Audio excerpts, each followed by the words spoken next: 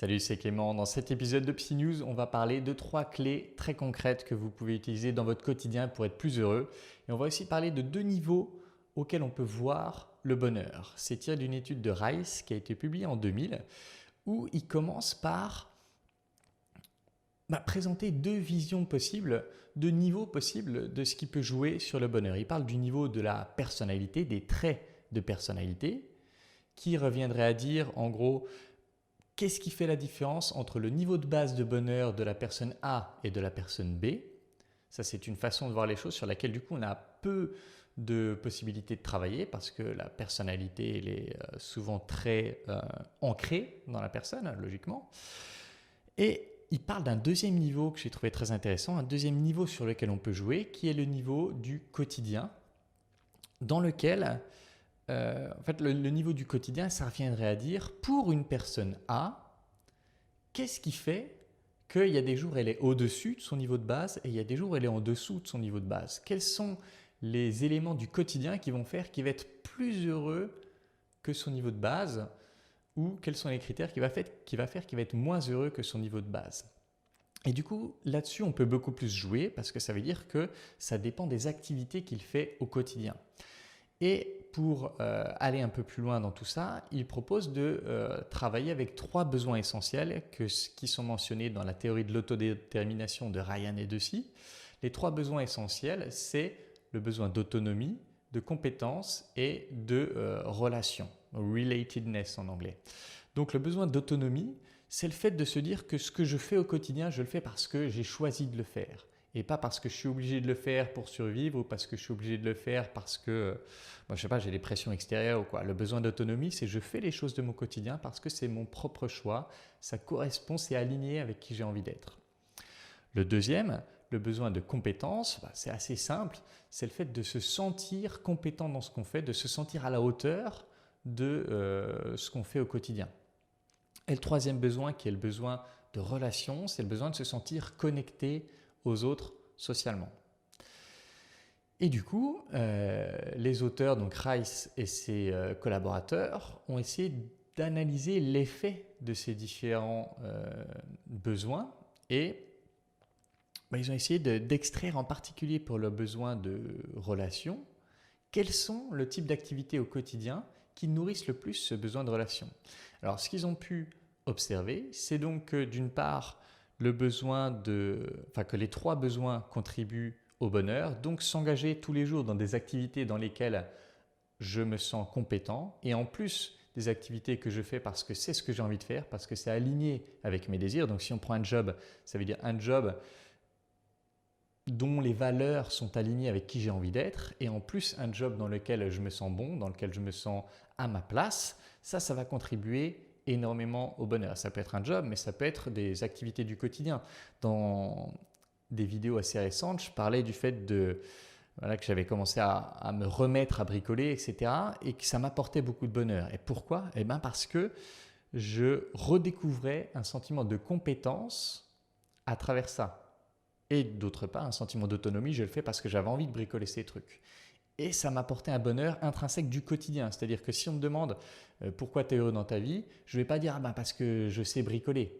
Non, parce que ça correspondrait à l'idée du bonheur global, on va dire. Mais qu'est-ce qui fait qu'au quotidien, je me sens bien? Par exemple, si je bricole et que j'arrive et que je suis à la hauteur de cette tâche de bricolage, ça va nourrir mon besoin de compétence et mon besoin d'autonomie. Maintenant, pour la partie relationnelle, ils ont essayé de voir, voir des gens d'accord, voir des gens d'accord, mais dans quel contexte? Quel type d'activité va faire que ce besoin est comblé et donc que du bonheur en ressort? Et ils prennent le contre-exemple, passer du temps à se disputer, à être en conflit, ça va être négativement corrélé au bonheur. Ça veut dire que plus je passe du temps à m'embrouiller avec des proches, plus je suis malheureux, logiquement. Et inversement, quels sont les types d'activités qui vont faire qu'on se sent plus heureux avec les gens? Et ce qu'ils ont pu observer, c'est que, comment ils ont fait? Ils ont demandé aux gens de remplir une sorte de journal quotidien où ils demandaient ce qu'ils avaient fait, comment ils se sont sentis, etc. Et ce qu'ils ont pu observer, c'est que le temps passé avec des gens dans de bonnes conditions, ça aidait, mais plus précisément, c'était le fait d'avoir passé du temps à discuter de sujets profonds et de s'être senti compris. C'est ces deux éléments séparés, c'est-à-dire passer d'une part du temps à avoir des discussions profondes et d'autre part, passer du temps à être connecté d'une certaine façon qui fait que je me sens vraiment compris par l'autre. C'est ça les deux éléments qui vont contribuer le plus au bonheur. Un troisième élément, c'est des activités fun faites ensemble, donc des jeux, etc., je sais pas, aller faire du sport ensemble, bref, des activités fun, la randonnée. Ça va être les trois piliers, on va dire. Faire des trucs fun avec des potes, mais aussi discuter, avoir des discussions profondes, pas éviter ce genre de conversation. Et troisièmement, s'entourer de gens avec qui je peux discuter d'une telle façon que je me sente vraiment compris. Et ça, c'est vraiment intéressant. C'est que le plus fort de tous les critères, c'était avoir des gens, donc pour le bonheur, c'était avoir des discussions avec des gens avec qui je me sens compris.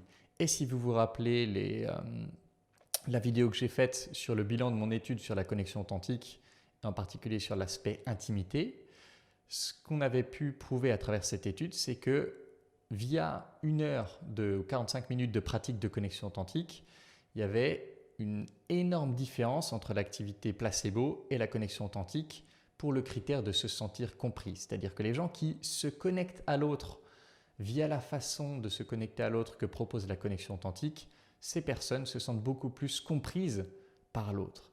Et donc, on peut penser qu'une pratique régulière d'une part de la connexion authentique, mais surtout adopter la philosophie que la connexion authentique implique dans sa vie avec les personnes du quotidien, ça permet d'avoir beaucoup plus d'interactions dans lesquelles on va se sentir compris et donc d'en retirer le bonheur lié au troisième besoin qui est le besoin de relation. Et ce que je trouve vachement intéressant avec tout ça, c'est que c'est des petites choses qu'on peut mettre dans son quotidien qui vont considérablement élever notre niveau de bonheur du quotidien. Parce que ce qu'ils expliquent aussi, c'est que quand on se demande est-ce que je suis heureux en ce moment, souvent on ne va pas faire un grand bilan de sa vie. On va comparer comment on se sent aujourd'hui à ce qui s'est passé ces 2-3 dernières semaines, le dernier mois, etc. Donc on va comparer quelque chose d'assez quotidien au final. On va comparer comment est notre vie au quotidien aujourd'hui à comment était notre vie au quotidien dernièrement. Ce qui veut dire que si on peut modifier notre quotidien avec des activités qui nourrissent, on va en conclure qu'on est plus heureux, même si sur la grande échelle de notre vie, il n'y a pas forcément énormément de choses qui ont changé. Et ce qui est très intéressant, ça veut dire que des petits changements du quotidien qui concernent directement ces 3 besoins essentiels, compétences, autonomie et relations, ça va avoir un impact très fort sur si je pense que je suis heureux au quotidien et sur les émotions positives que je vais ressentir au quotidien. Donc, comment être plus heureux ? Eh bien, il faut réfléchir en termes de ces 3 besoins. Qu'est-ce que je peux mettre dans mon quotidien ? Par exemple, vous prenez votre emploi du temps de la semaine. Comment est-ce que je peux saupoudrer mon emploi du temps de la semaine d'activités qui vont me faire me sentir compétent, d'activités qui vont me faire me sentir autonome, qui vont me faire me sentir au volant de ma propre vie. Et troisièmement, des activités avec les autres où je vais pouvoir me sentir connecté à eux, compris, où je vais pouvoir avoir des vraies discussions avec eux, soit des vraies discussions, soit des moments vraiment fun avec eux.